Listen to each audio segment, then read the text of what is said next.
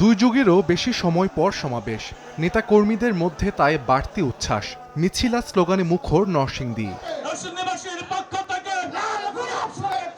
শুক্রবার বিকেলে সাটিরপাড়া কালীকুমার উচ্চ বিদ্যালয় মাঠে আয়োজন করা হয় জামায়াতে ইসলামীর জনসভা। স্থানীয় নেতাদের পাশাপাশি বক্তব্য রাখেন কেন্দ্রীয় নেতারা। বিদেশে পলাতক ফ্যাসিস্ট শেখ হাসিনা ও তার দোসরদের ফিরিয়ে এনে দ্রুত বিচার কার্যকরের দাবি জানান তারা।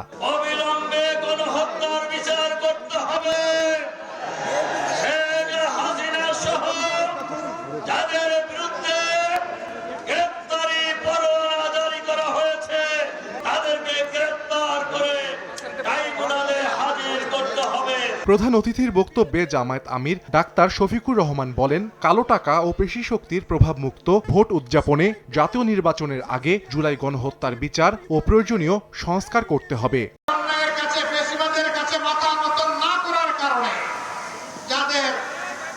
নিবন্ধন কেড়ে নেওয়া হলো, তাদের নিবন্ধনটা পরিবর্তনের সাথে সাথে তাদের হাতে ফেরত দেওয়া উচিত ছিল। আমরা সরকারের কাছে দাবি জানাচ্ছি, অবিলম্বে আমাদের পাওনা আমাদের কাছে ফেরত দিন। প্রত্যেকটি গণহত্যাকারীকে দেশে হোক বিদেশে হোক পাকড়াও করে ট্রাইব্যুনালের হাতে তুলে দিতে হবে। এদিকে মুন্সিগঞ্জের সিরাজদি খানে প্রীতি সমাবেশে দলটির সেক্রেটারি জেনারেল অধ্যাপক মিয়া গোলাম পরোয়ার অভিযোগ করেন, জামায়াতের অগ্রযাত্রাকে আটকাতে নতুন করে ষড়যন্ত্র হচ্ছে। বাংলাদেশের বিরুদ্ধে যেমন ষড়যন্ত্র ছিল, এখন নতুন করে এটা খেয়াল রাখতে হবে, আমাদের পথ কিন্তু কুসুমাস্তীর্ণ হয়নি, এখনো কণ্ঠকাকীর্ণ।